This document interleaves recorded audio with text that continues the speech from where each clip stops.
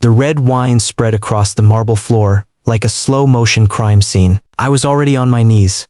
A scratchy black uniform clung to my shoulders, still reeking of bleach from the supply closet where Song Wei-in had thrown it at me an hour ago. Shed called it a servant's costume, but the embroidered tag on the chest said house staff, and Shed made sure every single guest saw her pin it on me herself.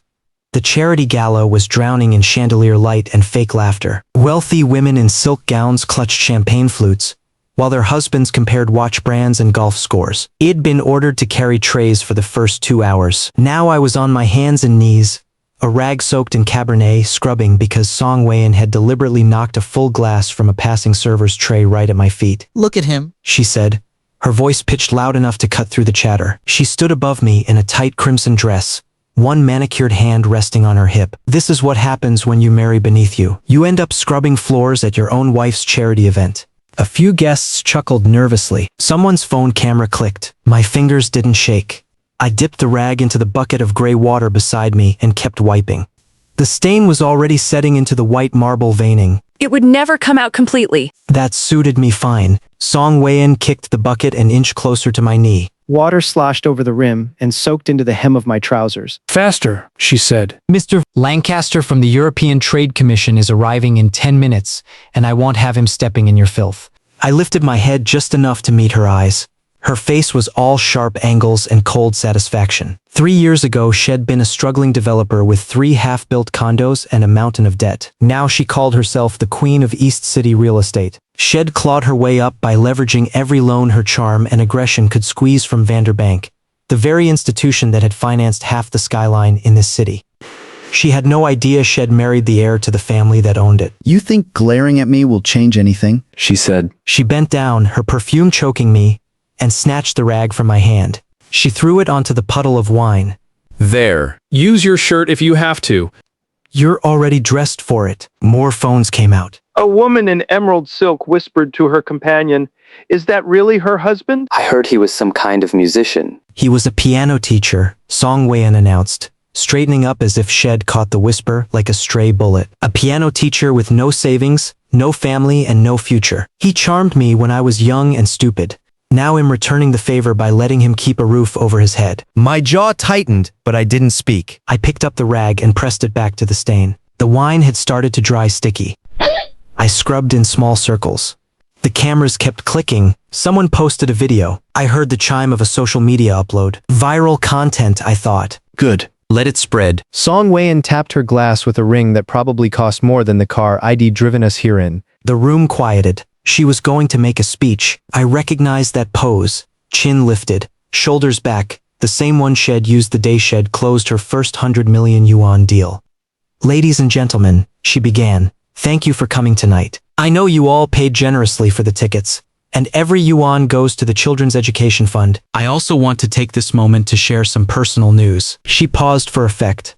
Her eyes swept over me like I was a piece of damaged furniture she was about to replace. "For a long time," she went on, "I've been carrying a mistake. A marriage that should never have happened. But tonight, I'm correcting it." A door at the far end of the ballroom opened, and in walked a man in a tailored gray suit with a silk pocket square. Lu Zhang, the so-called financial prodigy. His family had made a fortune in fintech before diversifying into asset management. He had the kind of smile that looked practiced in mirrors. He walked straight to Song Wei-in and took her hand. "I'm thrilled to announce," Song Wei-in said, beaming, "that Zhang and I are engaged. The wedding will take place next month. This merger, personal and professional, will make East City's real estate market stronger than ever." A round of applause erupted. Flashes went off. Lu Zhang raised their joined hands like a championship belt. He glanced down at me, still on my knees, and his smile twitched with amusement.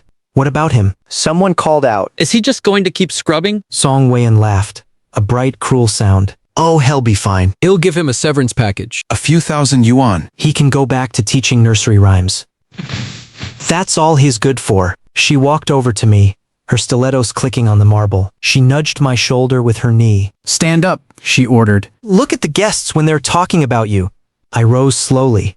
My knees ached. The wet rag dripped red onto my shoes. I faced the crowd. Dozens of faces stared back at me, some pitying, most entertained. This was the best show they'd seen all season. Song Weian turned me around by my elbow and pointed at Lu Xiang, who was now shaking hands with a group of bankers. "See him?" she said, her voice dropping low so only I could hear. "He earns more in a week than you've earned in your entire life." Your total existence doesn't even cover my credit card limit. Remember that when you pack your bags tonight. She released my arm and walked away.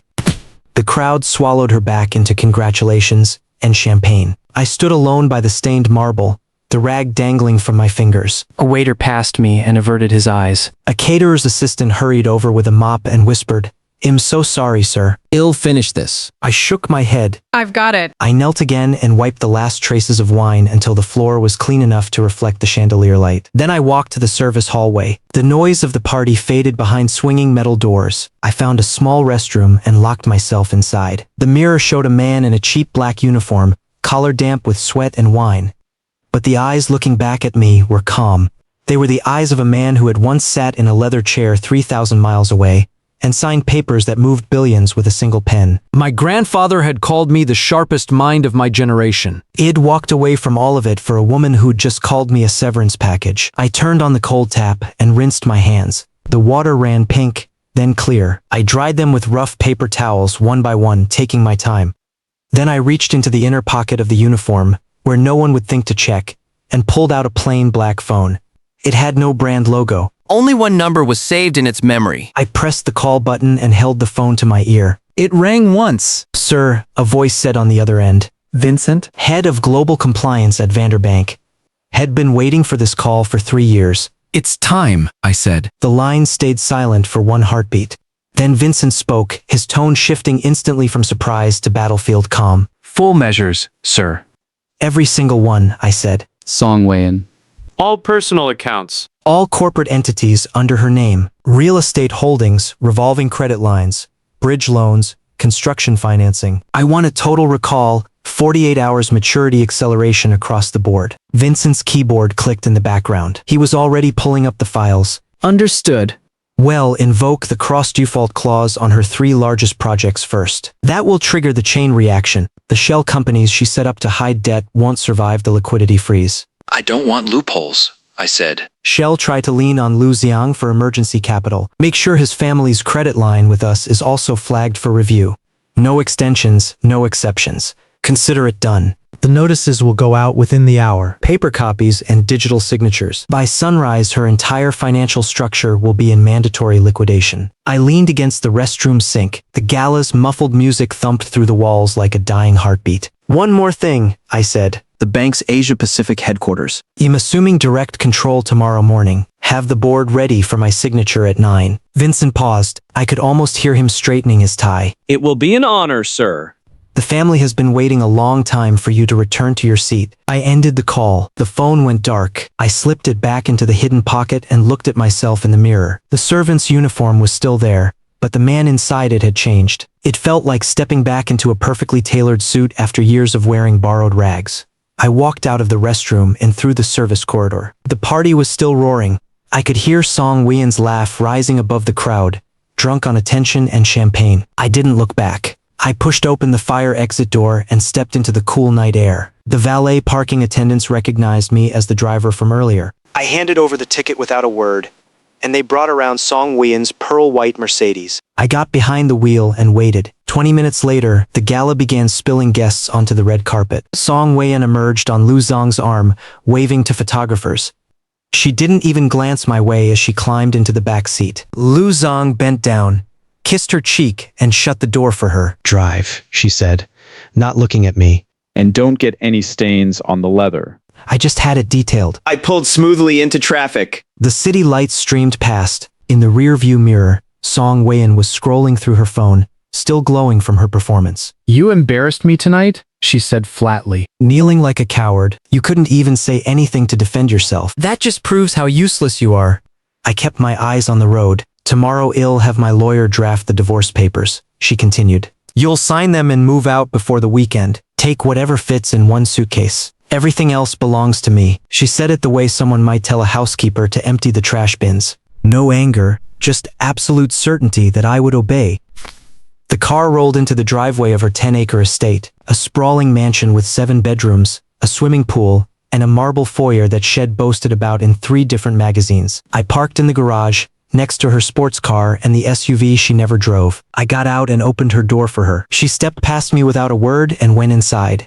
I followed through the kitchen, down the narrow hallway to the small room beside the laundry that Shed assigned me 2 years ago. A maid's quarters. Shed said it was convenient for my chores. I closed the door and sat on the edge of the narrow bed. Through the thin walls, I heard her on the phone with Lu Xiang, laughing about how pathetic Id looked on my knees. I unlaced the stiff black shoes the uniform had come with and set them aside. No rush. The system was already moving. At 4 in the morning, her phone rang. It was the first call. I heard it through the wall, a shrill vibration followed by her groggy curse. She answered with a barked what? Then silence. A full minute of it. Then her feet hit the floor. A door slammed open. Her voice rose, sharp and panicked. What do you mean frozen? I have 30 million in that account alone. Who authorized this? I stood up and walked quietly into the kitchen. I poured myself a glass of water and leaned against the counter. Her screams echoed down the marble staircase. This has to be a mistake. I've been banking with Vander for 8 years. Transfer me to your manager, now. I took a sip of water. The ice cubes clinked softly. Another call came minutes later. I could tell by the way her voice cracked that it was worse. A project manager probably calling about a construction site that had just received a loan recall notice. No more funds. All workers to be pulled. Equipment leases voided. She burst out of her bedroom, still in her silk robe, cell phone pressed to her ear. Her hair was wild. She didn't see me in the dim kitchen light. Lu Xiang, pick up. She hissed into the phone. Pick up, damn you. But Lu Xiang wasn't answering. I knew he wouldn't. His family's credit line had been frozen at the exact same moment, and had be too busy figuring out why his own empire was crumbling to comfort his new fiancée. The cross-default clauses Vincent had triggered didn't just hit Song Weian, they hit everyone connected to her borrowing chain. Lu Xiang's firm had co-signed on 2 of her biggest developments. His liquidity was about to evaporate. She dialed again and again. Each call went to voicemail. This isn't happening, she muttered, pacing the living room. This is a bank error. It has to be. Her phone buzzed with a new notification. She stared at the screen, and I watched the blood drain from her face.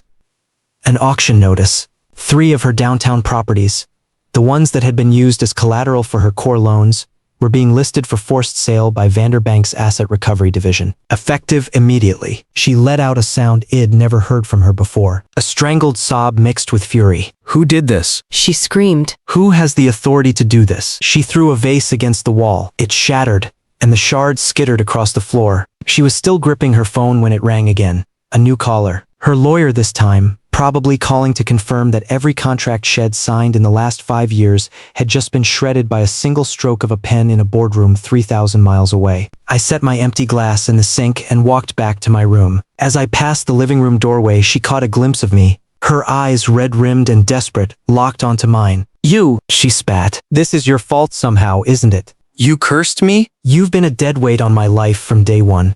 I didn't answer. I just kept walking. Where are you going? I'm talking to you. I closed the maid's room door behind me. Her screaming faded into muffled rage. I pulled out the black phone and checked for updates. Vincent had sent a single message. Notices delivered. 48-hour countdown started at 4:02 a.m. All targets confirmed. Welcome back, sir. I set the phone on the nightstand and lay back on the narrow bed. My eyes traced the water stains on the ceiling. The same ceiling ID stared at for 2 years while she hosted parties upstairs and laughed about the useless husband who lived beside the washing machine. 48 hours. That was all she had left. Outside my door, her world was already imploding. Lu Xiang had stopped answering her calls entirely. Her board members were sending frantic texts.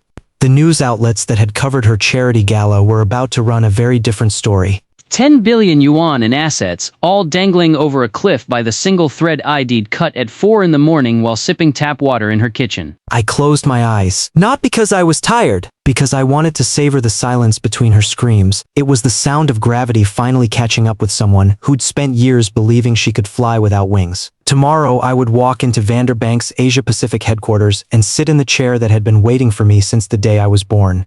But tonight, I let her panic. Let her claw at locked doors. Let her learn what it felt like to scrub at a stain that would never ever come out. The sun hadn't fully risen when the second wave hit. I was sitting in the kitchen, eating a bowl of plain congee I'd made myself, when Song Wien's lawyer arrived. Not her usual corporate attorney with the 5,000 yuan hourly rate. This was a junior associate, young and nervous, clutching a folder like it might explode. She met him in the foyer, still in her silk robe, mascara smeared from hours of crying and screaming. Her phone had been ringing non-stop since 4 a.m. Each call brought worse news. First, the personal accounts frozen. Then the corporate credit lines recalled. Then the construction loans terminated. Now this. Mrs. Song, the lawyer said, his voice shaky, am here on behalf of Vanderbank's legal division. These are the official foreclosure notices. All 17 properties you've pledged as collateral are now in mandatory receivership. She snatched the folder from his hands. Papers spilled across the marble floor. I could see the bank's seal from where I sat. That familiar emblem of a lion clutching a key. My family's crest. My grandfather had designed it himself 70 years ago. This is illegal, she said. I have rights. I have contracts. You can't just take everything overnight. Ma'am, the contracts all contain acceleration clauses. The bank has exercised its right to call in the loans effective immediately. There is nothing illegal about it. I'm sorry. She threw the folder at him. It hit his chest and fell open on the floor. I glimpsed a list of addresses. Her downtown office tower, the luxury condos by the river, the shopping mall shed spent 2 years developing. All of them now belong to Vanderbank's asset recovery division. Get out. She hissed. Get out before I call security. The lawyer fled. She stood alone in the foyer, barefoot on cold marble, surrounded by legal documents that had just erased her net worth.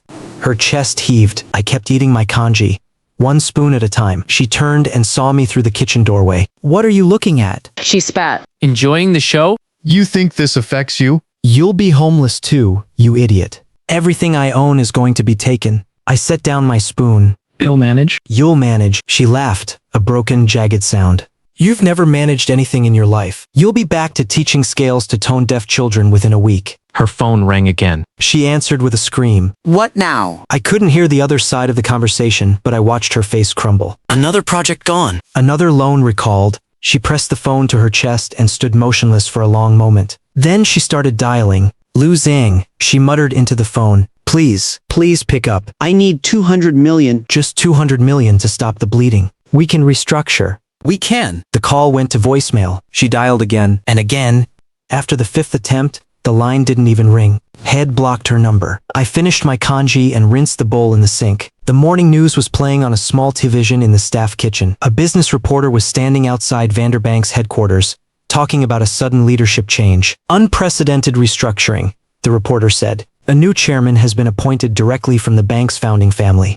Details remain limited, but sources say this is the first time in 30 years that a direct blood heir has taken operational control of the Asia-Pacific division. Song Wei-in wasn't listening. She was too busy scrolling through her phone, watching her social media feed fill with rumors. Her business partners were posting carefully worded statements about unforeseen market conditions. Her competitors were already circling, sending messages that were half condolence, half acquisition offer. The charity gala photos had vanished from every platform. In their place were articles about the biggest real estate collapse in East City history. Her assistant called at 7 a.m. to resign. Her CFO called at 7:30 to say the board was calling an emergency meeting. By 8, the media vans were lining up outside the estate gates. Cameras pointed at the mansion that no longer belonged to her. She threw on a coat and stormed toward the garage. I'm going to the bank. I'll talk to someone in person. There's been a mistake. It's a computer error. They'll fix it. I watched her peel out of the driveway in the pearl white Mercedes. The gate barely opened in time. Reporters shouted questions as she sped past. She didn't stop. I walked to my room and changed out of the servant's uniform. I put on a plain white shirt and dark trousers. Nothing expensive. Nothing that would draw attention. Then I took the black phone from its hiding place and called Vincent. Sir, the board is assembled. They're waiting for your arrival at 9 sharp. I'll be there, I said. Has she called the bank yet? 12 times in the last hour. She's been transferred to 7 different departments. No one is authorized to speak with her. She's currently on hold with customer service. Keep her on hold, I said. I want to be seated before she arrives. I hung up and walked to the back door. The rear entrance of the estate led to a small lane where the delivery trucks came. No reporters back there. No cameras. Just a quiet path through the garden that led to the street. I had walked this path every morning for 2 years, taking out the trash, carrying laundry to the dry cleaner, running errands for the woman who never bothered to learn my full name. My name. That was something Shed never cared about. I had told her once on our first date that my family was in finance. Shed nodded and asked if they were accountants. Id let the subject drop. Shed never brought it up again. In her phone, my contact was saved simply as him. A black car was waiting at the end of the lane. Not a Mercedes. Not a Rolls Royce. Just a modest sedan with tinted windows. Vincent had chosen it personally. Discretion was his specialty. I got into the back seat, and the car pulled smoothly into morning traffic. The drive to Vanderbank's headquarters took 20 minutes. I watched the city pass by through tinted glass. East City had grown fast. Too fast, skyscrapers popping up like weeds in a vacant lot. Half of them had been financed by Vanderbank loans. My family had built this city as much as any developer. More, maybe. We just didn't put our names on the buildings. The car pulled into the underground parking garage. A private elevator, keyed to a code only 4 people in the world knew, took me directly to the top floor. When the doors opened, Vincent was waiting. Gray-haired, sharp-eyed, dressed in a suit that cost more than Song Wean's monthly mortgage payment. He had been my father's right hand for 20 years. Now he was mine. Good morning, Chairman, he said. Vincent. The board assembled and briefed. They've been informed that the founding family has exercised its right to direct operational control. No one objected. A few looked nervous. They should be, I said. The bank's been run like a social club for too long. Vincent handed me a leather folder. Inside were the documents I needed to sign. Transfer of authority. Full executive control. Unrestricted access to every account, every loan, every asset under the bank's management. The signature lines were blank, waiting for the name that I had been born with, but hadn't used in 3 years. I walked into the boardroom. Long mahogany table. Floor-to-ceiling windows overlooking the city skyline. 18 chairs, 17 of them filled by men and women in expensive suits who rose to their feet the moment I entered. I didn't make them wait. I walked to the head of the table, pulled out the chair, and sat down. The shoes on my feet were still the same black cloth slippers I'd worn in Song Wean's kitchen. I hadn't bothered to change them. They were comfortable, and they made a point. I took the pen Vincent offered and signed every document without reading them. I had read them already in digital form months ago. I had been preparing for this day longer than anyone knew. Every loan Song Wean had taken. Every clause she had signed without reading. Every trapdoor hidden in the fine print. I had planted some of them myself, working through intermediaries she would never trace back to me. The board members watched in silence. A few exchanged glances. They knew what was happening. The bank had just called in over 10 billion yuan in loans from a single borrower, the biggest forced liquidation in the division's history. And the man signing the orders was wearing kitchen slippers. The transition is complete, I said, closing the folder. Effective immediately, all existing loan portfolios are under my direct review. No exceptions. No extensions. No backroom deals. Any department head who authorized a loan without proper collateral will be terminated before noon. A woman near the end of the table raised her hand. Chairman, there's a situation developing. A borrower named Song Wean has been calling every department. She's demanding to speak with whoever ordered the recall of her loans. She is currently in the lobby. Let her wait, I said. I'll see her when I'm ready. The bank's customer service department was located on the 3rd floor. I knew because I had checked. Song Wean had been there for 2 hours, moving from one desk to another, demanding to see supervisors, managers, directors, anyone with a title that suggested authority. She had been denied at every level. I watched her on the security monitor in the executive suite. The feed showed a woman unraveling in real time. Her expensive coat was wrinkled. Her hair was coming loose from its careful styling. She was arguing with a teller who looked barely out of university. Her hands were shaking. What do you mean there's nobody I can speak to? She shouted, loud enough for the microphone to pick up clearly. This bank holds 90% of my corporate accounts. I've been a client for 8 years. I have rights. The teller said something calm and scripted. Song Wean slammed her palm on the counter. Security guards shifted their weight nearby, watching for the signal to intervene. I zoomed in on her face, the contempt she'd worn last night at the gala. The smug satisfaction of humiliating me in front of 300 guests was gone, replaced by pure, undiluted panic. She looked older without her armor of wealth, smaller, less invincible. Vincent appeared beside me. The auction notices have been published. All 17 properties are listed. The first sale begins in 36 hours. Her lawyers have filed 3 emergency motions, but our legal team has already prepared counter-responses. The cross-default clause is ironclad. Good, I said. And Lu Zhang. His family's credit line remains frozen. 3 of their portfolio companies are facing margin calls from other lenders. They're scrambling. Hess sent 6 messages to our corporate relations office, all unanswered. What did the messages say? Vincent allowed himself a thin smile. The first 3 were demands. The last 3 were pleas. Hess offering to cancel the engagement if we restore his family's borrowing rights. I almost laughed. Almost. Tell him the engagement isn't his to cancel anymore. It's mine. Down on the 3rd floor, Song Weian had changed tactics. She was no longer shouting. Now she was pleading. I watched her lean across the counter, her voice too low for the microphones to catch. The teller shook her head. Song Weian pulled out her phone, probably to call another contact who couldn't help her. Her contact list had shrunk to almost nothing in 6 hours. Shall I have security escort her out? Vincent asked. No, I said.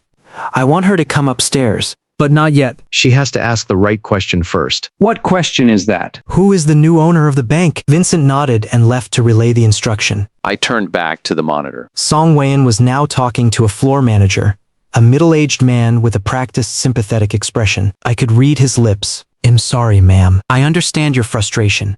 There is nothing I can do. She asked him something. He paused, then said something that made her freeze. The new chairman just assumed control this morning. I don't have authorization to disclose his name. She pounced on that. The new chairman. Where is he? How can I reach him? The manager looked uncomfortable. He clearly knew more than he was saying, probably because Vincent had briefed him personally. Hez in the executive suite, ma'am, the top floor, but I cannot authorize access. No one can. Then get someone who can. Her voice cracked. I'll wait here all day if I have to. I'll wait here all week. I'm not leaving until I speak to whoever did this to me. I sat back in my chair. The leather creaked softly. This was the moment. The transition from panic to desperation. She was ready. I picked up the phone and dialed the 3rd floor reception desk. The teller who answered sounded surprised to hear from the executive suite. Put her through to the private line in conference room C, I said, and tell her the new chairman will see her now. No name. Just the title. I hung up and walked to conference room C. It was a smaller room, used for sensitive negotiations. A single table, 4 chairs, a window overlooking the city. I sat in the chair facing the door and waited. 4 minutes later, I heard her footsteps in the hallway. Fast, urgent, the click of expensive heels on polished floor. She was still wearing last night's shoes. She hadn't gone home to change. Shed comes straight here from the estate. The door swung open. Song Weian stood in the doorway, one hand still on the handle, her mouth open to launch into the speech she'd been rehearsing for 2 hours. A speech about loyalty and long-term client relationships and the injustice of having everything taken away without warning. A speech she never delivered. Because she saw me. The words died in her throat. Her face went through a sequence I will remember for the rest of my life. Confusion first, because what was her useless husband doing in Vanderbank's executive conference room? Then shock, as her eyes moved from my face to the chair I was sitting in. The chairman's chair. Then disbelief, her brain refusing to connect the dots that were so obviously connected. Then, finally, horror. You? She whispered. No, it can't be. I didn't stand. I didn't smile. I just sat there, in my plain white shirt and dark trousers, my kitchen slippers resting on the carpet that probably cost more per square meter than the floor I'd scrubbed last night. Close the door, I said. We have a lot to discuss. She didn't move. Her hand was still gripping the door handle like it was the only thing keeping her upright. You're supposed to be at home. You're supposed to be packing your things. How are you here? How did you get into this room? I leaned forward and placed both hands on the table. The same hands that had been soaked in red wine 12 hours ago. The same hands Shed watched scrub her floor while her guests took videos. You asked the front desk who the new chairman was, I said. Him answering. It's me. She shook her head. It was a small, jerky movement, like a doll being shaken by an invisible hand. You're lying. You're a piano teacher. You don't have a family. You don't have connections. You told me yourself you were alone in the world. I told you my family was in finance, I said. You didn't ask which family? If you had, I would have told you. My name is not just the one you saved in your phone. My full name is the one on the founding documents of this bank. My grandfather built this institution. My father expanded it across 3 continents. And I gave it all up to marry a woman I thought I loved. She stumbled back, hitting the doorframe. Her face was pale as the marble floor I'd knelt on. All the loans, she breathed. The recalls. The auctions. You did this. I made a phone call, I said. One phone call, 12 hours ago, while you were laughing with Lu Zong about how it'd never earn your credit card limit. I stood up, the chair rolled back silently. I walked around the table until I was standing directly in front of her. She had to look up to meet my eyes. She had never had to do that before. She had always looked down on me, literally and figuratively. Now the angle was different. You wanted to speak to the person who took everything from you, I said. Here I am. What did you want to say? She didn't say anything. For the first time in the 3 years I had known her, Song Wein was completely, utterly speechless. Her mouth opened and closed. Her hands hung limp at her sides. The woman who had commanded boardrooms, dominated negotiations, and reduced competitors to tears with a single phone call, couldn't form a single word. I let the silence stretch. It was a technique my grandfather had taught me when I was 12 years old. People fear silence more than threats, Head said. A threat gives them something to fight. Silence gives them nothing but their own imagination. He would have enjoyed this moment. You're wondering how this is possible, I said, walking back to my chair. I didn't offer her a seat. She would have to ask for one. You're running through every memory of the last 3 years, looking for clues you missed. The late-night phone calls I said were students. The trips I said were music conferences. The way I always seemed to know when your deals were about to go bad before you did. Her eyes widened. She was replaying it all now. Every small detail Shed dismissed. Every moment it'd shown a flash of knowledge that didn't fit the piano teacher story. The Shanghai Riverside project, I said. 2 years ago. You were about to sign with a contractor who'd been blacklisted by 3 other developers. I told you to check his litigation history. You laughed and said I didn't understand business. I checked, she whispered. After you mentioned it, He had 17 pending lawsuits. And you still almost signed with him. Your lawyer caught it at the last minute. You never thanked me. She took a shaky step into the room. Her hand found the back of a chair and gripped it. If you're really who you say you are, why did you let me treat you like that? Why did you live in a maid's room? Why did you scrub my floors? I sat down and crossed one leg over the other. The kitchen slippers dangled from my foot. She stared at them like they were alien artifacts. Because I wanted to see how far you would go, I said. I gave up my name, my inheritance, my seat at this table, all for you. My father disowned me. My grandfather called me a fool. I told them you were worth it. That your ambition, your fire, your refusal to accept limits, those were the qualities of someone extraordinary. I thought I was marrying a partner. An equal. And I made you a servant, she said. The words came out hollow, like she was reading them from a teleprompter. You made me a servant? I agreed. You introduced me to your friends as the help. You paid me a monthly allowance like a child. You moved me to the maid's quarters because you said the master bedroom was for real partners. And last night, you made me kneel on a ballroom floor and scrub wine stains while 300 people filmed it. I pulled out my phone. Not the black one. The cheap smartphone Shed bought me 2 years ago. The one Shed said was appropriate for my status. I opened the social media app and turned the screen toward her. The video had 18 million views. The comments below it were a cascade of mockery and pity. Who is this guy? Her husband or her dog. Someone had edited it with circus music. Another version had a laugh track. The hashtag wipe husband was trending in 3 cities. This is what you wanted, I said. Maximum humiliation. Complete destruction of whatever dignity I had left. You wanted the world to see me as nothing. Congratulations. They saw. She tore her eyes away from the screen. Her breathing was ragged. Take it down. You can take it down. You own the bank. You must have a PR team? You can scrub it from the internet. I could, I said. But I want.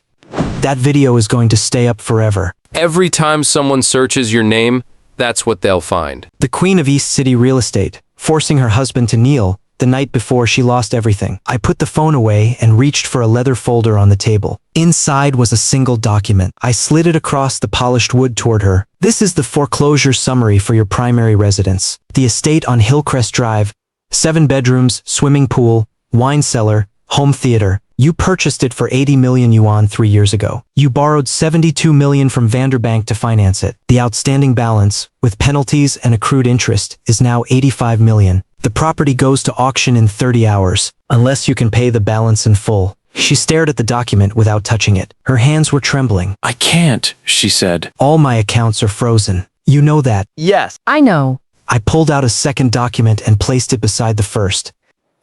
This is a rental agreement. The new owner of the property, which will be Vanderbank's asset management division, is willing to lease the estate back to you. Monthly rent, 40,000 yuan. Utilities not included. The maid's quarters will remain locked, as they're designated for staff use only. A rental agreement, she repeated. You're offering me a rental agreement for my own house. It's not your house anymore. It's mine. Or it will be in 30 hours. She finally sat down. Her legs seemed to give out beneath her, and she collapsed into the chair like a marionette with cut strings. She stared at the two documents on the table, the foreclosure notice and the rental agreement. One took everything away. The other offered a sliver back, wrapped in conditions. What do you want from me? She asked. Her voice was barely a whisper. Revenge? An apology? Ill apologize. Ill apologize publicly. Ill go on every news channel and tell them I was wrong about you. I don't want your apology, I said. Apologies are cheap. You taught me that? Remember our second anniversary? When you forgot and went to a property auction instead, you said sorry and bought me a watch. I didn't want to watch.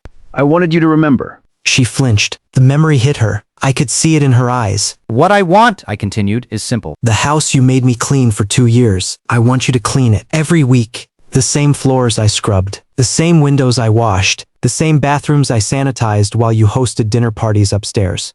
You will arrive every Thursday at 8 in the morning. You will wear the same uniform you made me wear. And you will work until I'm satisfied. For this, I will pay you the minimum hourly wage required by law. You want me to be your maid. Her voice cracked on the word. I want you to understand, I said. 3 years of contempt can't be erased by one apology.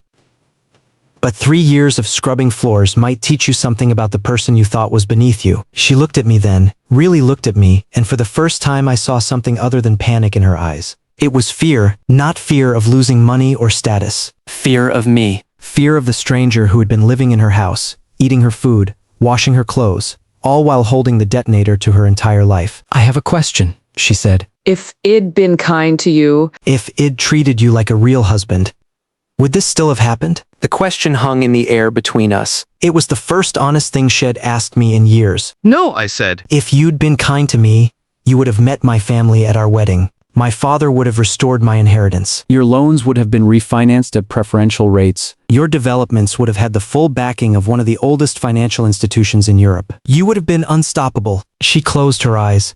A single tear traced a path through what was left of her makeup. All of that, she said. Everything I wanted. It was right there, and I destroyed it. You didn't destroy it, I said. You destroyed yourself.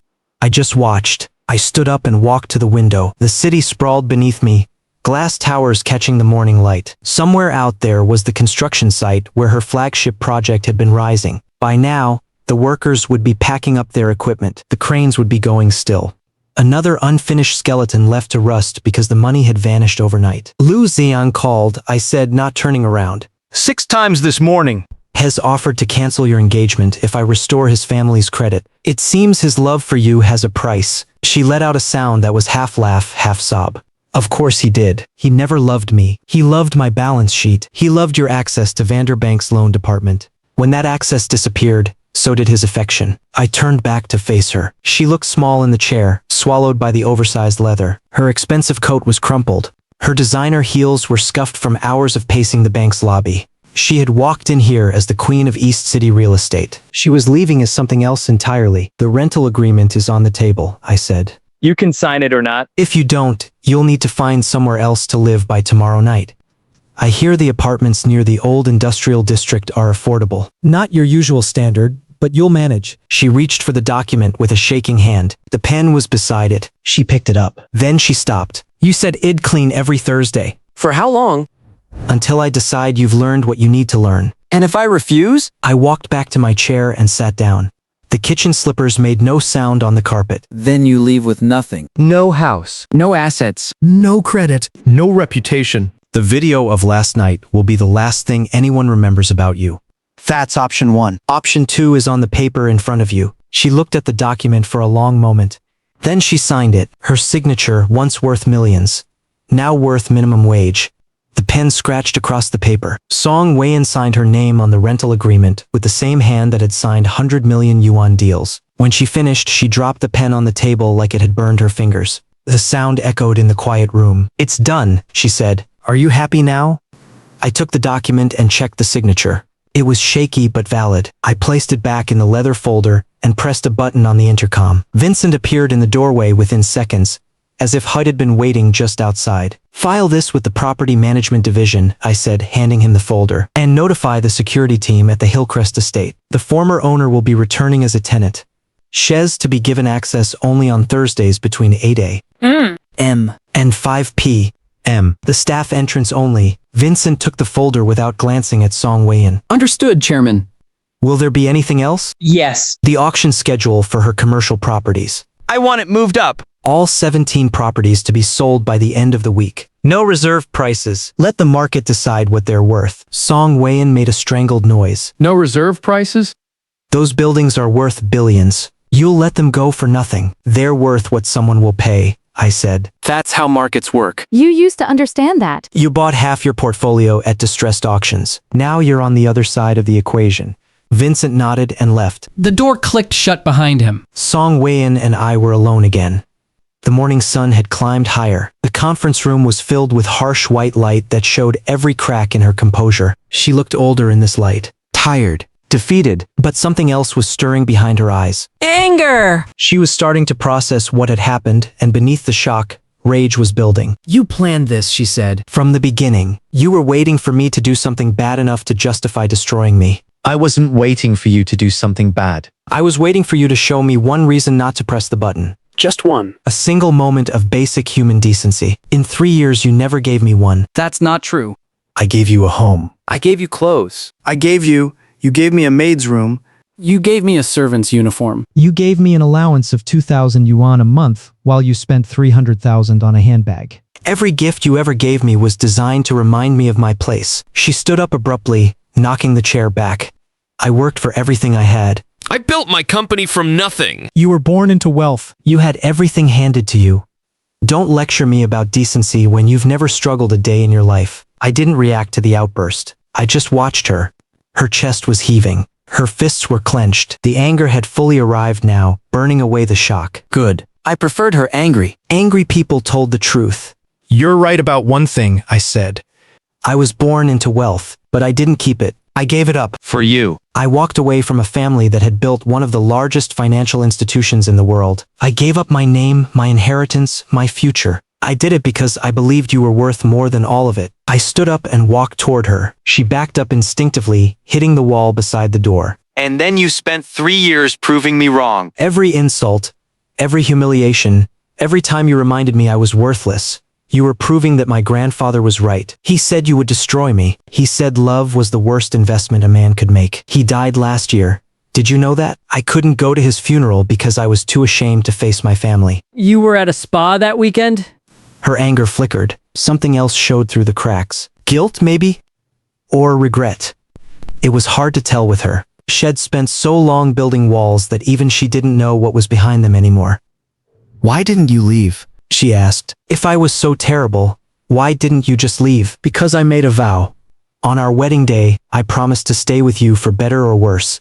I didn't know the worst would last 3 years. But I kept my promise, right up until last night when you stood in front of 300 people and announced your engagement to another man while I was still legally your husband. She looked away.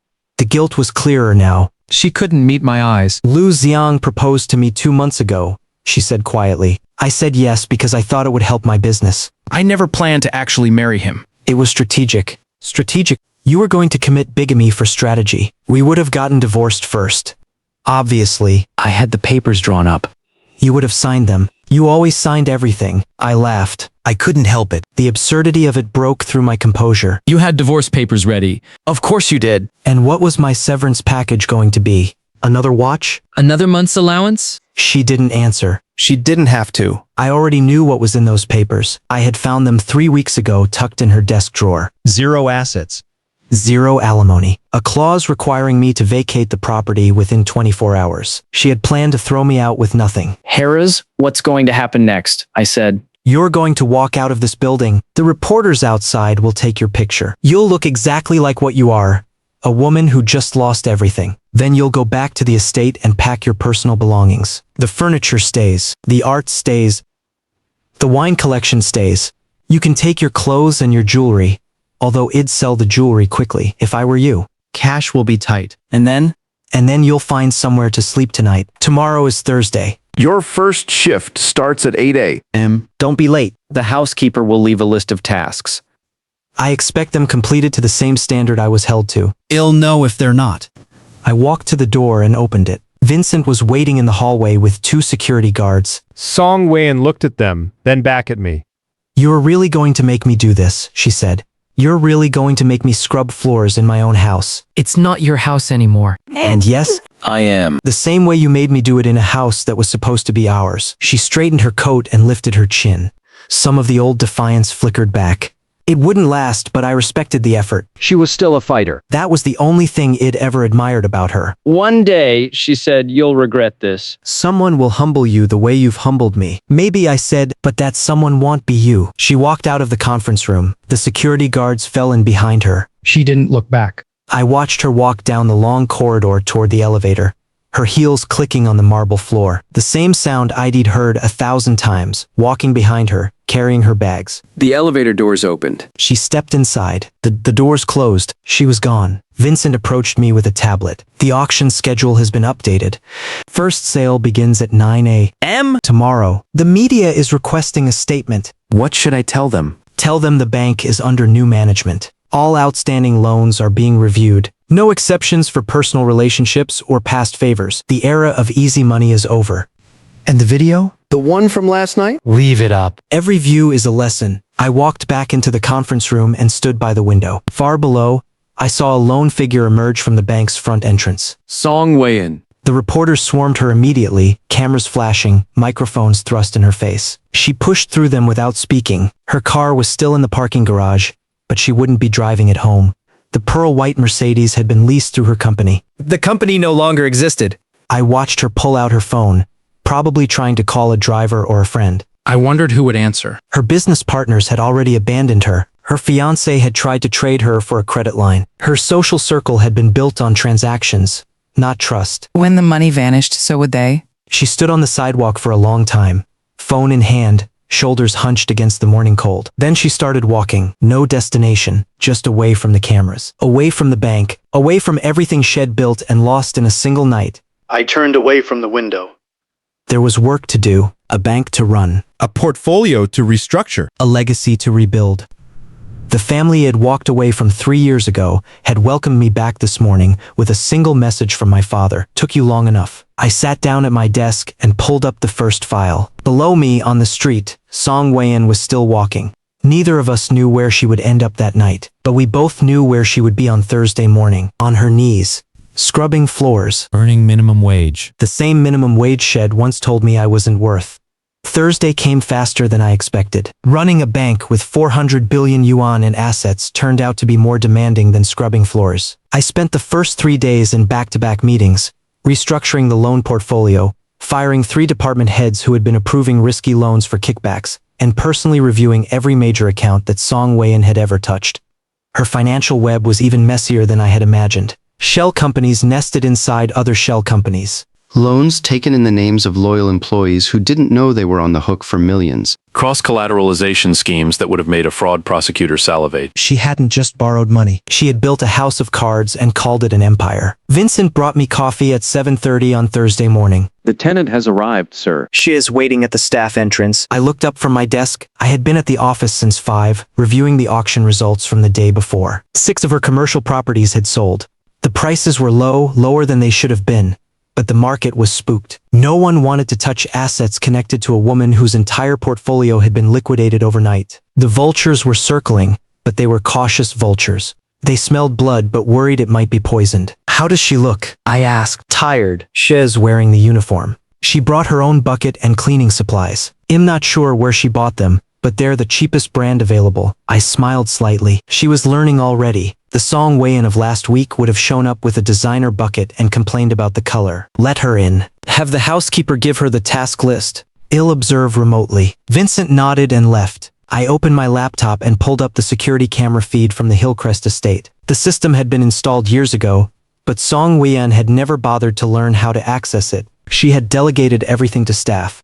Now the staff worked for me. The cameras showed the back entrance, a small door near the kitchen that delivery workers and service personnel used. Song Wei-in stood there in a plain black uniform, identical to the one she had forced me to wear for 2 years. The fabric was stiff and cheap. The collar was too tight. I knew exactly how it felt against the skin. Her hair was pulled back in a simple ponytail. No makeup. No jewelry except a plain watch that looked like something Shed bought at a drugstore. The pearl-white Mercedes was gone, probably repossessed by now. She had arrived in a taxi. The housekeeper, a stern woman named Mrs. Chen, who had been with the estate for 5 years, opened the door. She had always treated me with quiet kindness during my years in the maids' quarters. She had slipped me extra food when Song Wein wasn't looking. She had pretended not to see me crying in the laundry room after a particularly brutal dinner party. When I bought the estate through the bank, I made sure Mrs. Chen received a 50% raise and a written guarantee of lifetime employment. Mrs. Song. Mrs. Chen said, her voice neutral. You're on time. That's good. Here is your task list for today. Song Wein took the paper with both hands. I zoomed in on the camera feed. Her fingers were trembling slightly. The list was comprehensive. I had written it myself. Kitchen floors. All 3 bathrooms. The windows in the main living room. The marble foyer where she had once posed for magazine photos. And the ballroom. The same ballroom where she had hosted the charity gala. The same floor where I had knelt in a puddle of red wine while her guests filmed me. Is this a joke? Song Wein asked, her voice cracking. This is 12 hours of work. One person can't do all this in a day? You have until 5 p.m. Mrs. Chen said. The chairman's instructions are clear. All tasks must be completed to standard. I will inspect each room before you leave. If any task is unsatisfactory, you will redo it next week. The chairman Song Wein repeated. The word came out bitter, like she was chewing on broken glass. He's really going to watch me do this. He's going to sit in that tower and watch me scrub floors on a screen. I wouldn't know about that, Mrs. Chen said. I'm just the housekeeper. The supply closet is down the hall. You'll find everything you need there. Song Wein walked into the house. The camera followed her as she moved through the kitchen, past the marble countertops she had imported from Italy, past the wine fridge stocked with bottles she would never drink again. She stopped at the supply closet and opened the door. She stared at the shelves. Mops, buckets, cleaning solutions, rubber gloves. The same supplies I had used every day. The same smell of bleach and lemon polish that had soaked into my skin and never quite washed out. She picked up a mop and a bucket. Her movements were stiff, robotic, like someone learning to walk after an accident. She filled the bucket with hot water and added a capful of floor cleaner. Then she walked to the kitchen and stood there, holding the mop, staring at the floor. The kitchen floor was white marble with gray veining, expensive, difficult to maintain. It stained easily and showed every footprint. I had cleaned it hundreds of times. I knew every crack, every chip, every stubborn spot that required extra scrubbing. She dipped the mop into the bucket and started pushing it across the floor. Her technique was terrible. She was using too much water. The floor would be streaky when it dried. Mrs. Chen would catch it during inspection and mark it as unsatisfactory. That was fine. She would learn. I watched her for another minute, then switched to a different camera. The living room. The bathrooms. The master bedroom she had once shared with me, before Shed moved me to the maid's quarters. The bed was still made with silk sheets she had bought in Paris. The closet was still full of designer clothes, although most of them would be auctioned next week, along with the rest of her personal property. I had instructed the auction house to sell everything, the handbags, the shoes, the jewelry she hadn't taken with her, every luxury item she had flaunted in front of me while telling me I wasn't worth the credit card she used to buy them. My phone buzzed. Vincent again. Sir, there's a situation at the front gate. Lu Xiang is here. He's demanding to see you. He says he won't leave until you speak with him. I checked the front gate camera. There he was, standing beside a black sports car, shouting at the security guard. His gray suit was wrinkled. His hair was uncombed. He looked like he hadn't slept in days. Good. Let him, I said. Escort him to the estate study. He'll be there in 30 minutes. Shall I inform Mrs. Song that her former fiancé has arrived? No. Let it be a surprise. I closed the laptop and stood up. This was a meeting I had been looking forward to. The drive to the estate took 20 minutes. I used the time to review Lu Xiang's file. His family's fintech company had been built on the same kind of leveraged gambling that had destroyed Song Wein. They had borrowed against future earnings that never materialized. They had used inflated valuations to secure loans they couldn't repay. And now, with their credit frozen and their reputation in freefall, they were desperate. The security guard opened the gate for me. I parked in the driveway, next to the spot where Song Wein's Mercedes had once sat. The garage door was open and I could see her inside, on her hands and knees, scrubbing the kitchen floor. She had abandoned the mop. She was using a rag now, the same way I had used a rag on the ballroom floor. She was learning. She didn't see me. Her head was down, her shoulders hunched, her hands moving in small, desperate circles. The floor beneath her was still wet and streaky. She had been at this for an hour, and the kitchen still looked terrible. Mrs. Chen stood nearby, watching silently. I walked past the kitchen and into the study. Lu Xing was pacing back and forth in front of the fireplace. When he saw me, he stopped. His face cycled through emotions. Confusion, because he recognized me as the husband he had mocked at the gala. Then disbelief, because he was connecting the same dots Song Wei-in had connected in the conference room. Then fear. You? He said. You're the chairman? The piano teacher? That's impossible. Sit down, I said, taking the chair behind the desk. We have a lot to discuss. He didn't sit. Do you have any idea what you've done? My family's company is on the verge of collapse. Our investors are pulling out. Our stock has dropped 40% in 3 days. You've destroyed us. I opened his file and read aloud. Lu Zhang, age 33. Chief Operating Officer of Xiang Financial Group. Personal net worth, approximately 900 million yuan as of last month. Current net worth, approximately zero, as your assets were pledged as collateral against loans that are now in default. You can't do this. We had agreements. Contracts. You had contracts with the old management. The new management has reviewed those contracts and found them lacking. Your company's debt-to-equity ratio was illegally high. Your reported earnings were inflated. Your collateral was overvalued. Any one of these issues would justify calling in your loans. All three together make it mandatory. He finally sat down. His legs seemed to give out. What do you want? Money? Shares. It'll give you whatever you want. I don't want your money, I said. I have enough of my own. What I want is simpler than that. Then what? I leaned forward. You proposed to my wife while she was still married to me. You stood in a ballroom full of people and announced your engagement to a woman whose husband was on his knees 10 feet away. You laughed at me. You let her laugh at me. You thought it was funny? I didn't know who you were. None of us knew. That's not an excuse. You knew she was married. You knew I was in the room. You didn't care. You saw a man you thought was beneath you and you enjoyed watching him suffer. He swallowed hard. His Adam's apple bobbed. What do you want me to do? Apologize? I'll apologize. Publicly. You'll do more than apologize, I said. Your family's company is going to be restructured. Vander Bank will acquire a controlling stake. You will resign from all executive positions. You will not receive a severance package. You will not receive a golden parachute. You will walk away with nothing, the same way you expected me to walk away with nothing. That's my family's company. My father built it. And my family built this bank. I gave it up for a woman you tried to steal. Now I'm taking it back. Along with everything else, I opened a drawer and pulled out a document. It was a confession statement drafted by the bank's legal team. It outlined his company's fraudulent accounting practices, his personal role in the deception, and his agreement to cooperate with any future investigations. Sign this, I said, or I release the full audit to the Financial Regulatory Commission. You'll face criminal charges. Your father will face criminal charges. Your entire family will be dragged through the courts for years. He stared at the document. His hands were shaking. You're destroying me, he whispered. You destroyed yourself, I said. I'm just writing the obituary. Lu Zhang signed the confession with a hand so unsteady that the signature barely resembled his name. When he finished, he dropped the pen on the desk and slumped back in his chair. His face was gray. The cocky financial prodigy who had strutted into the charity gala with my wife on his arm looked like a deflated balloon. What happens now? He asked. Now you leave, I said. You go back to whatever is left of your family's company and you tell them what happened. You tell them the era of easy money is over. Then you find a new career. Something that doesn't require other people's trust, because you've burned through all of yours. He stood up slowly, like an old man. His expensive suit hung on him strangely, as if it had been tailored for a different body. Maybe it had. The man who had worn that suit to the gala no longer existed. I loved her, he said quietly. Song Wei-in. I actually loved her. No, you didn't. You loved her access to credit. You loved her connections.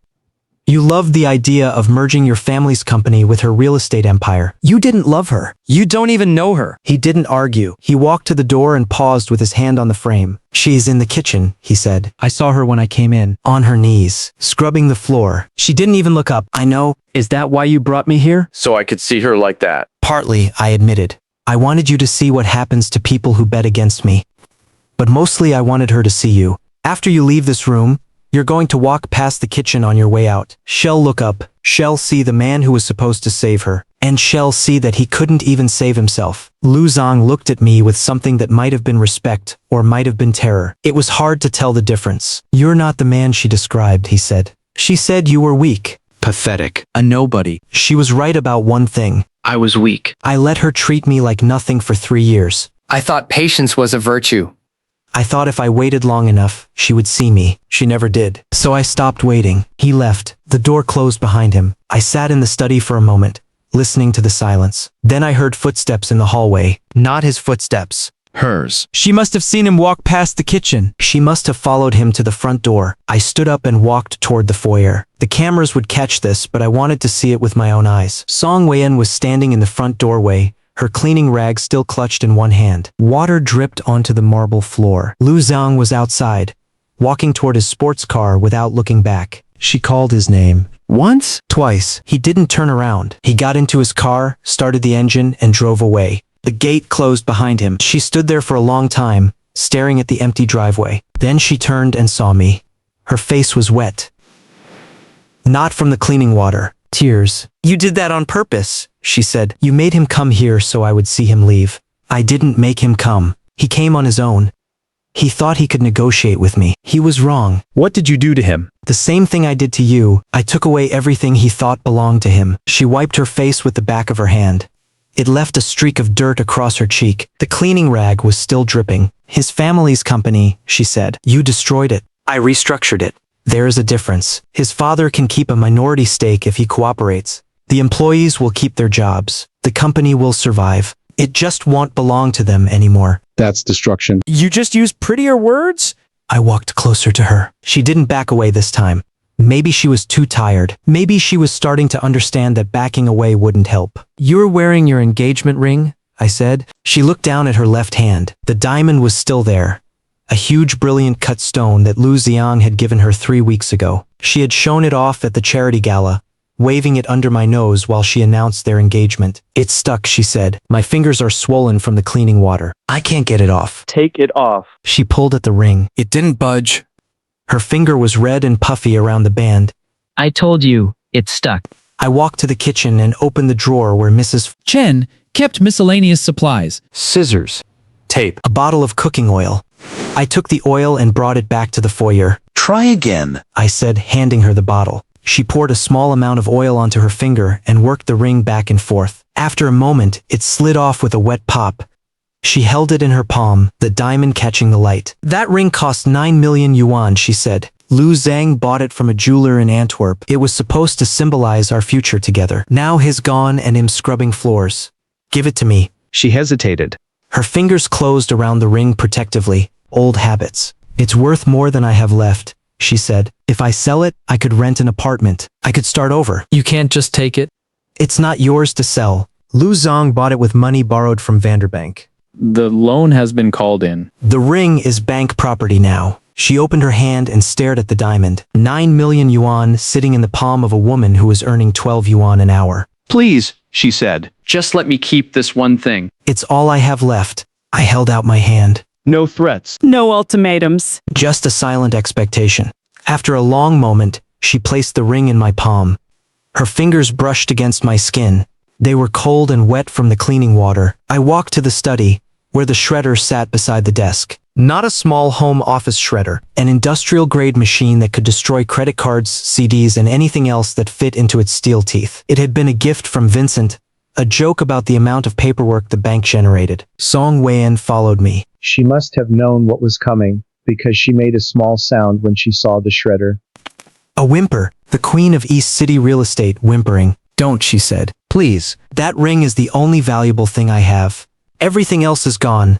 My houses. My cars? My company. At least let me keep the ring. I held it up between my thumb and forefinger. The diamond sparkled one last time. You made me kneel in front of 300 people, I said. You announced your engagement to another man while I was still your husband. You told me I wasn't worth your credit card limit. This ring is a symbol of every choice you made. Every betrayal. Every humiliation. I dropped it into the shredder. The machine roared. Steel teeth caught the gold band and crushed it instantly. The diamond made a grinding sound, like a scream cut short. In 5 seconds, 9 million yuan became a handful of metal shavings and diamond dust. Song Weien let out a sob. Her legs buckled. She sank to her knees on the study floor, her hands covering her face. The cleaning rag fell beside her. Water seeped into the expensive carpet. No, she cried. No, no, no. I switched off the shredder. The silence that followed was absolute. Just her ragged breathing and the distant hum of the refrigerator in the kitchen. Get up, I said. She didn't move. Get up, I repeated. You still have 6 hours of work left. The bathrooms aren't going to clean themselves. She lifted her head. Her face was streaked with tears and dirt. The proud, beautiful woman who had commanded boardrooms and humiliated me in front of crowds was gone. In her place was a broken shell, kneeling on the floor of a house she used to own. Why are you doing this to me? She whispered. What did I do that was so terrible? I was ambitious. I was driven. I made mistakes, but everyone makes mistakes. I crouched down to her level. For a moment, we were eye to eye. The same height, the same ground. You didn't make mistakes, I said. You made choices. Every day for 3 years, you chose to treat me like garbage. You chose to mock me, belittle me, strip away every shred of my dignity. Last week at the gala, you chose to make me kneel in front of a room full of strangers. You chose to announce your engagement to another man. You chose cruelty every single time, and you never once chose kindness. That's not ambition. That's not drive. That's just cruelty. She had no response. She just stared at me, tears dripping off her chin. The bathrooms, I said again. 6 hours. If you're not finished by 5, you'll come back tomorrow and finish then. Without pay. Those are the terms you agreed to. I stood up and walked out of the study. Behind me, I heard her scramble to her feet. Heard her pick up the cleaning rag.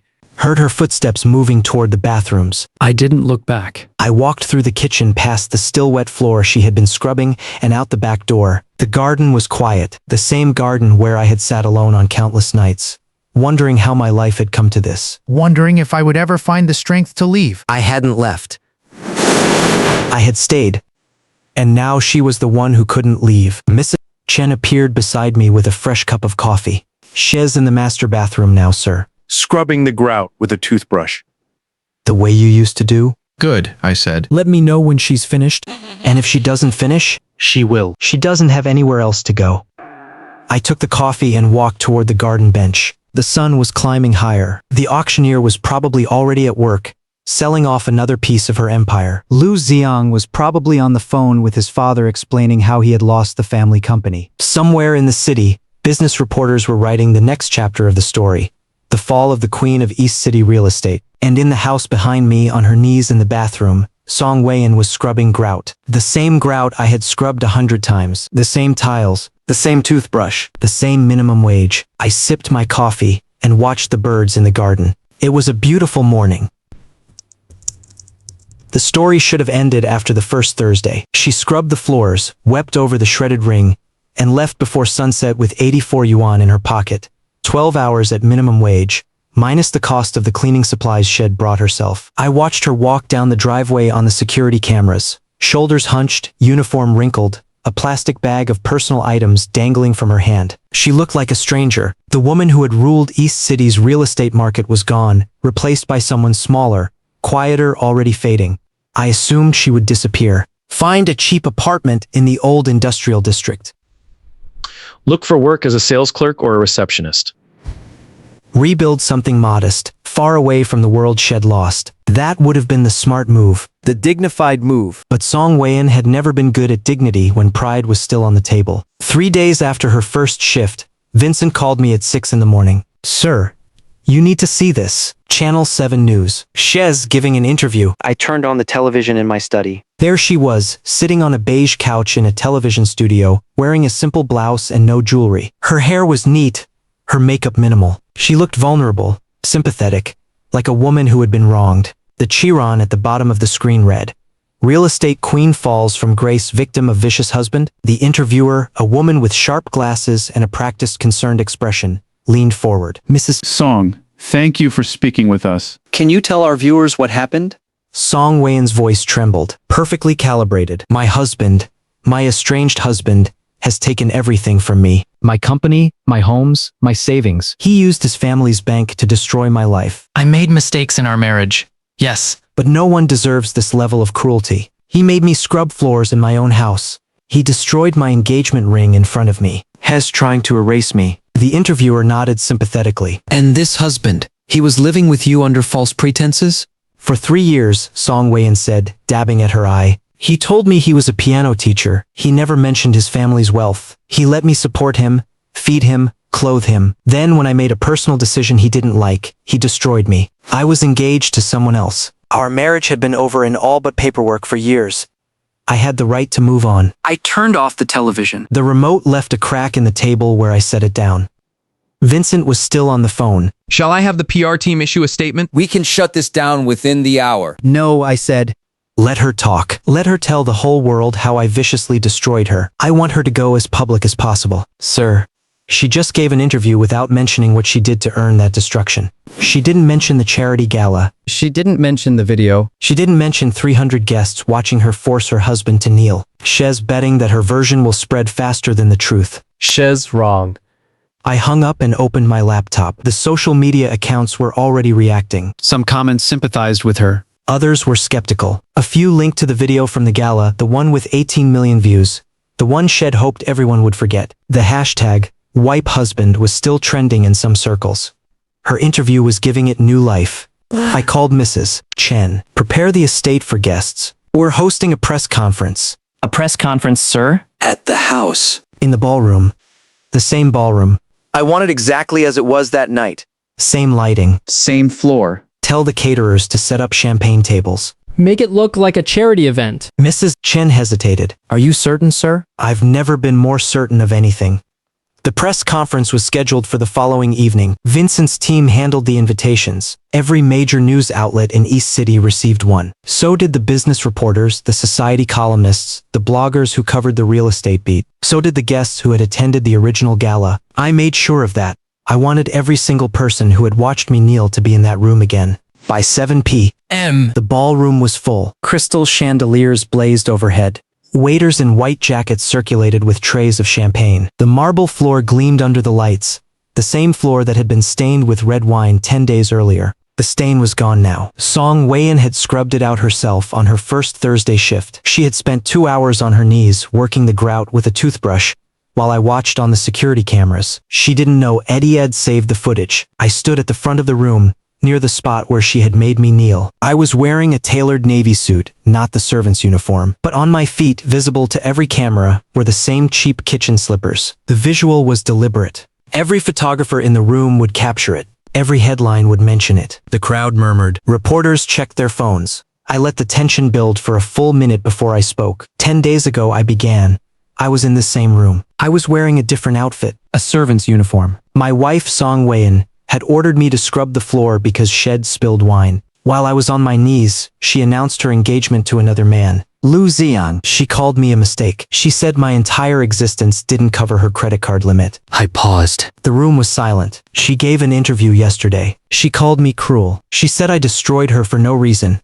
She said she had the right to move on. She didn't mention the video. She didn't mention the 300 people who filmed her humiliation of me. She didn't mention that she was still legally married to me when she accepted another man's proposal. I nodded to Vincent, who was standing by a laptop connected to the ballroom sound system. So let's fill in the gaps, I said. This is an audio recording from the charity gala. Song Wei-in's voice. The phone in my pocket was recording the entire time. Vincent pressed play. Her voice filled the room, amplified by the speakers, dripping with the same contempt I remembered. This is what happens when you marry beneath you. You end up scrubbing floors at your own wife's charity event. Then, moments later, Hez, a piano teacher with no savings, no family, and no future.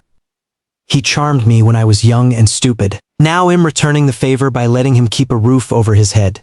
Gasps rippled through the crowd. Several guests from the original gala looked at the floor. One woman covered her mouth. The recording continued, capturing the moment Song Wei-in announced her engagement. The applause, Lu Xiang's smug laugh, then my voice, quiet and steady. I've got it. The sound of a rag scrubbing marble. The clink of a champagne glass. Laughter. Vincent stopped the recording. The silence that followed was heavier than before. That was my marriage, I said. 3 years of that. Every single day. I reached into my jacket and pulled out a document. The paper was old, creased from years of being folded and unfolded. I held it up for the cameras. This is the agreement I signed when I renounced my inheritance. 7 years ago. I gave up my name, my position on the board, my claim to the family fortune. All of it. I signed this document because I had fallen in love with a woman I believed was extraordinary. I told my father she was worth more than any bank. I told my grandfather he was wrong about her. I laid the document on the table in front of me. My grandfather disowned me that day. He died last year and I wasn't at his funeral because I was too ashamed to face the family I'd abandoned. While I was grieving alone in a maid's quarters, my wife was at a spa. She didn't even know had died. She never asked. A reporter in the front row raised her hand. Mr. Chairman, what do you want from her now? Revenge? An apology? I wanted an apology 3 years ago. I wanted her to see me as a partner, not a servant. I wanted the woman I married to remember why she married me. She never did. So no, I don't want revenge. Revenge implies I'm angry. I'm not angry anymore. What I want is for the truth to be as public as her lies. She tried to rewrite history yesterday. This is the real history, the recording, the document, the video that 18 million people have already watched. She can't spin her way out of that. I stepped back from the microphone. The cameras kept flashing. The reporters were already typing on their phones, filing stories that would make Song Wien's interview look like a desperate act of self-destruction. As of tonight, I said, Vanderbank will release a full public audit of every loan Song Wien took, every shell company she used, every fraudulent valuation she submitted. The Financial Regulatory Commission has already been notified. Her legal exposure goes far beyond losing her assets. She may face criminal charges. That's not my doing. That's the consequence of her own choices. I picked up the renunciation agreement and folded it carefully back into my pocket. The house where she scrubbed floors belongs to me now. She signed a rental agreement. She can continue living there as a tenant. Her next cleaning shift is Thursday. She'll be paid minimum wage for her labor. The same wage she once told me I wasn't worth. I think that's fair. Don't you? No one answered. They didn't need to. The story was already writing itself. I walked out of the ballroom, through the same service hallway I'd used 10 days earlier, past the restroom where I'd made the phone call that changed everything. The kitchen slippers made no sound on the marble floor. Behind me, the reporters scattered to file their stories. By morning, Song Wien's interview would be a punchline. The video would get another 10 million views. The Queen of East City real estate would be the cautionary tale Shed always mocked others for becoming. Mrs. Chen met me in the kitchen with a cup of tea. Will there be anything else, sir? Yes, I said. Make sure the floor in the ballroom is clean before morning. I don't want any stains. There aren't any stains, sir. I looked back toward the ballroom, where the chandeliers were still blazing over an empty floor. Good, I said. Let's keep it that way. The second Thursday arrived, gray and cold. Rain streaked the windows of the Hillcrest estate, blurring the garden into smears of green and brown. I had spent the week buried in bank business finalizing the auction of Song Wien's remaining properties, approving the restructuring of Lu Xiang's family company, and personally reviewing every high-risk loan on Vanderbank's books. The work was exhausting and exhilarating. It felt like waking up from a long sleep. The press conference had done exactly what I intended. Song Wien's interview was discredited within hours. The audio recording went viral.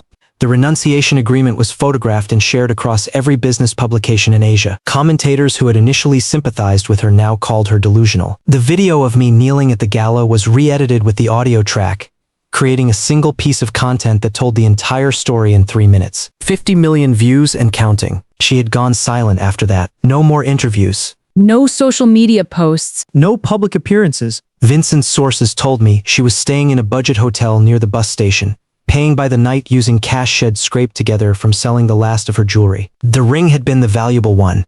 The rest was costume stuff, worth a few thousand yuan at most. She was running out of money. At 7:45, the security gate camera buzzed. I pulled up the feed on my phone. She was standing at the staff entrance exactly like the week before. Black uniform. Hair pulled back, a plastic bucket in one hand and a bag of cleaning supplies in the other. No umbrella. The rain had soaked through her clothes, plastering her hair to her scalp. She was shivering. I walked to the back door and opened it myself. No, Mrs. Chen this time. Just me. Song Wien looked up. Her face was thinner than I remembered. The sharp cheekbones that had once made her look elegant now made her look hungry. There were dark circles under her eyes. She hadn't been sleeping. You're early, I said. The bus schedule changed. I didn't want to be late. She said it without sarcasm, without the bitter edge that had colored every word Shed spoken to me for 3 years. The defiance was gone. The pride was gone. All that remained was a tired woman standing in the rain with a bucket. Come, I said. She stepped inside and stood dripping on the mat. Muscle memory made her bend down to remove her shoes, even though I hadn't asked. The staff entrance had a small rack for footwear. She placed her worn flats beside it and pulled on a pair of rubber cleaning slippers Shed brought in her bag. The same kind I used to wear. Mrs. Chen appeared with a fresh task list. It was shorter this week. The main living areas. The kitchen. 1 bathroom, no ballroom. No master suite. Id decided Shed earned a slightly lighter load after the press conference. Not because I pitied her, because I wanted her to have enough energy to think about what Shed done. Same hours, I said. 8 to 5. Minimum wage. You remember the rate? 12 yuan per hour, she said quietly. 84 yuan for a full shift. Minus supplies. That's right. She took the task list from Mrs. Chen and read it without complaint. Then she picked up her bucket and walked toward the kitchen. I watched her go, the wet footprints fading behind her on the floor. I spent the morning in the study, reviewing quarterly reports. Every so often, I heard the sounds of her working. The slosh of water in the bucket, the rasp of a scrub brush against tile, the squeak of a cloth on glass. It was strange to hear those sounds coming from someone else. For 2 years, they had been the soundtrack of my life. Now they were hers. At noon, Mrs. Chen brought me lunch. She also brought an update. She's working steadily. No complaints. The kitchen floor is done. Shed's in the living room now, cleaning the windows. Is she doing it properly? Better than last week. She's learning. I nodded and returned to my reports. The bank's Asia-Pacific division was already showing signs of recovery. The toxic loans had been purged. The new underwriting standards were in place. The market was responding positively to the leadership change. My father had sent a message that morning, the first personal communication I'd received from him in 3 years. Your grandfather would be proud. 4 words. More than it expected. At 4:30, I walked through the house to inspect her work. The kitchen floor gleamed. The living room windows were spotless. The bathroom smelled of lemon polish and the grout was white for the first time in months. She had done everything on the list. No shortcuts, no excuses. I found her in the hallway, wringing out her rag over the bucket. Her hands were red and raw from the cleaning chemicals. Her uniform was damp with sweat and water. She looked up when I approached, and for a moment, neither of us spoke. It's finished, she said. All the tasks. I can see that. I reached into my pocket and pulled out my wallet. I counted the bills carefully. 4 20s. 110. 4 ones. 94 yuan. I subtracted the cost of the cleaning supplies Shed used from the supply closet. 10 yuan for the floor cleaner.